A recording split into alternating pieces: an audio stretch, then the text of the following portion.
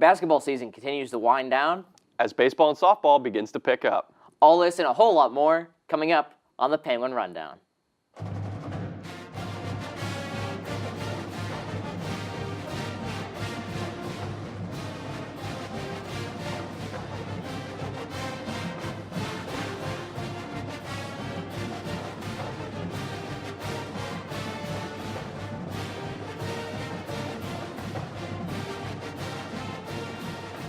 Welcome into the Penguin Rundown. We're your hosts this week, Dom Joseph, Chris Colella.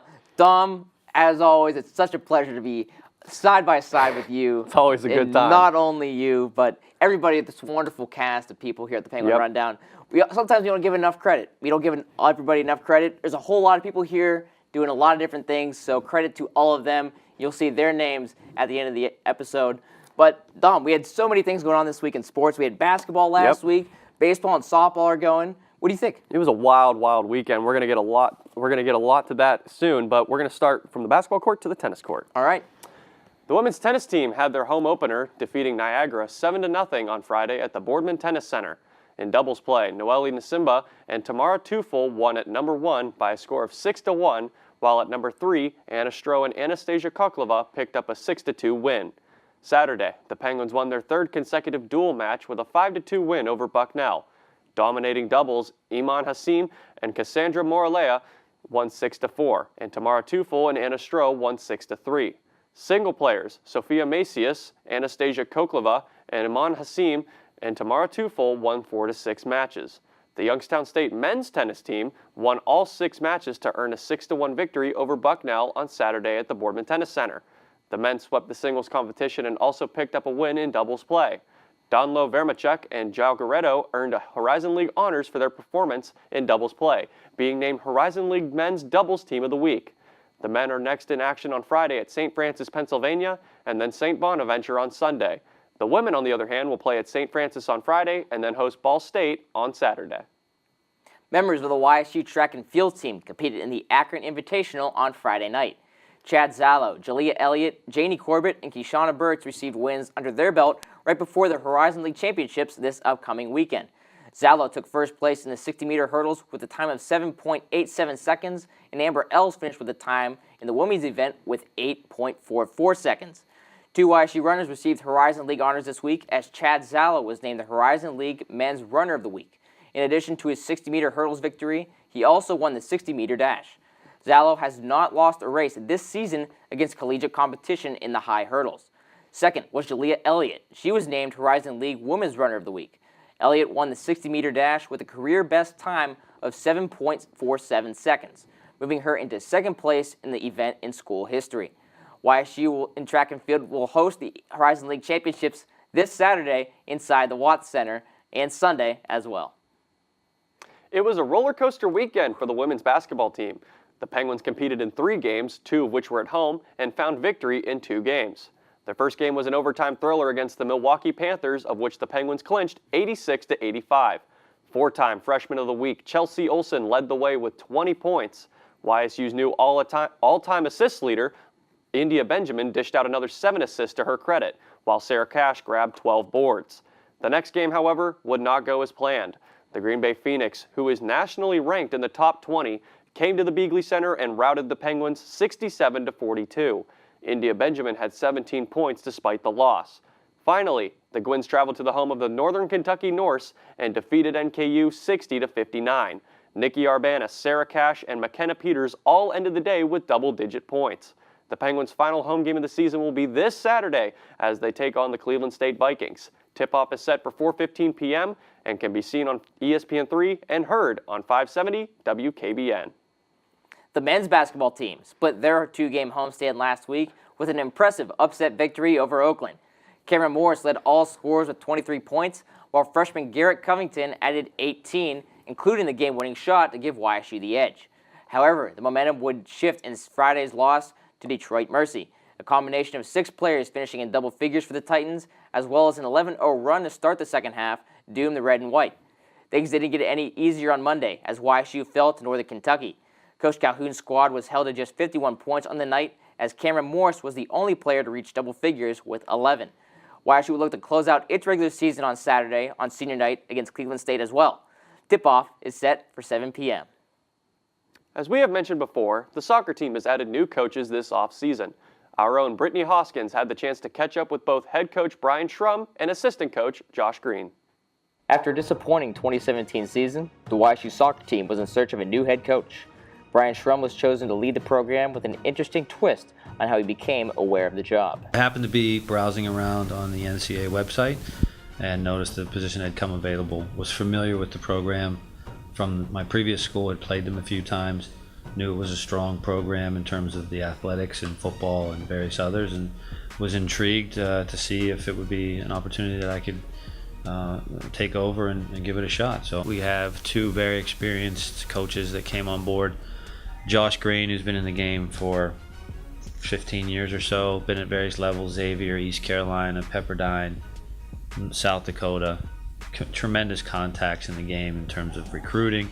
And then his wife, who's been a head coach for 8 years at a program very similar to this one, that was it was at a very low level, and they moved them up. So when you get assistants like that already can hit the ground running, it only helps the program. When coach was looking for a new assistant coach to help him out here, thought of us. After getting to know coach for a little while here, I think there's a great fit with the physiological side that he knows and the psychological side that we know. We're really excited to see how that blends, works together to move this program forward. A new standard all across the board is a main priority this coaching staff wants to install early. Get to know them a little bit as players, but not only as players, but more just as student athletes. I think that's an important piece that gets missed. We look at them just as athletes, and we need to get to know them a little bit better. We have to develop a standard that's across the board. Every player, every coach, everybody involved can adhere to, showing them how to play the game at another level. I think that's already starting to show. Like, I think they're already seeing that the training is different, the coaching is different, how we want to train, how we want to play is different.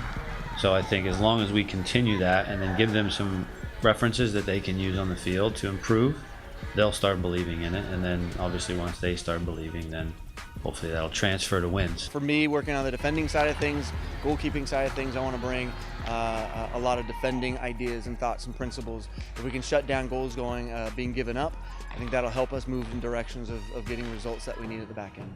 Going into the fall, Coach Schrum has clear-cut goals he wants to accomplish, or else swimming will follow.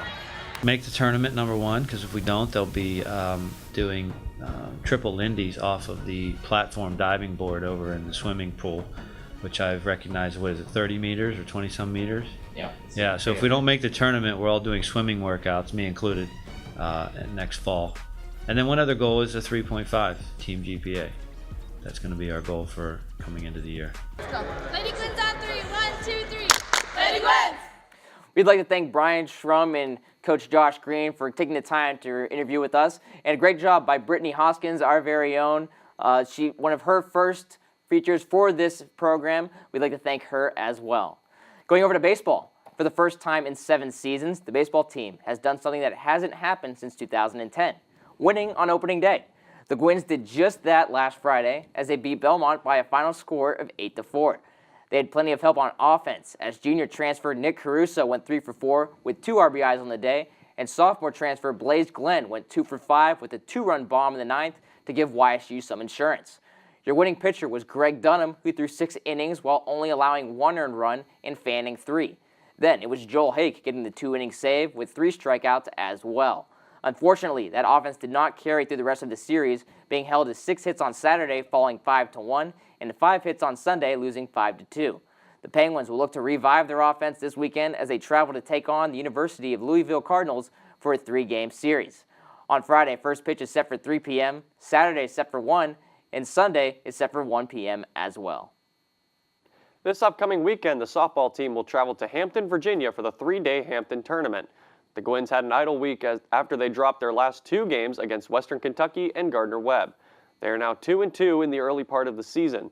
They'll look to hit the ground running in their next 5 games from the 23rd to the 25th against Lafayette, Buffalo, and Hampton. Women's golf will start their spring season by teeing off at the Oyster Shuck Match Play event at Patriots Links in Charleston, South Carolina, February 26th and 27th. Returning for the spring will be sophomores Caitlin Shutt and Gabby Miner, as they missed the fall season due to injury. The Penguins are scheduled to compete in 5 events before the Horizon League Championships in April. The group is slated to play 5 rounds in South Carolina, Florida, and Ohio. The bowling team played at the James Brown Invitational over the weekend. The ladies started off strong, winning 3 Baker matches, putting them in 8th in total pins. The Gwins beat Virginia State, Howard, and Fayetteville State to end the day. On day 2 of the event, the Gwins went 2-2 in traditional match play. YSU beat both Coppin State and Belmont Abbey to close out day 2 of the weekend. YSU finished the tournament in 8th place, closing the day with a 4-2 victory over Wilmington and a 4-3 win over Howard in bracket play. The ladies will take the lanes again Friday, March 2nd at the Hawk Fight Tournament in Egg Harbor Township, New Jersey. The swim and dive team will close out its season this weekend as they compete in the Horizon League Championships at Cleveland State. Events started yesterday with relays and the 3-meter dive. The women enter the meet in top 10 seeds in 4 different events, 3 of which are by freshman Ida Urinovich. We wish the best of luck to them, and for stats and scores from the meet, visit ysusports.com. Now, Dom, we're going to give them a little spoiler alert.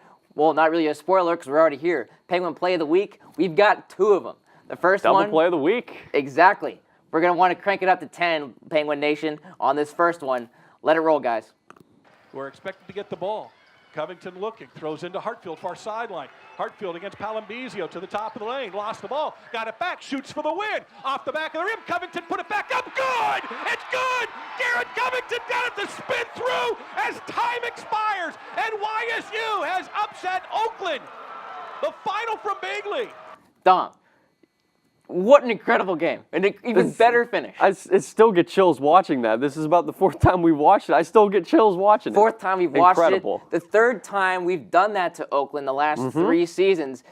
There's something going on there. Something going on there. We all seem to come up and bite Also 'em. got to give credit to Rob Schmidt for a great call. Absolutely. On that Rob play. Schmidt, that one's for you.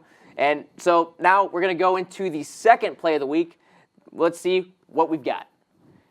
And this one's going to be from Saturday. India Benjamin's going to chuck it from 3/4 of the court and just drain it. Yeah, she makes it look pretty easy, doesn't she? Oh my gosh, it was unbelievable. Sitting there, I was talking to you and Mr. John Vogel in Sports Information. We're watching it sail, and it's like one of those things where, okay, it has a shot, not sure if it's going to get there. As soon as it leaves her hand, you think, I don't think it'll happen. And of course, it happens. I mean, you always see the effort there, but at the same time, you don't expect it. Just blows your mind. Just blows your mind. Yep. Incredible. Props to India. Yep.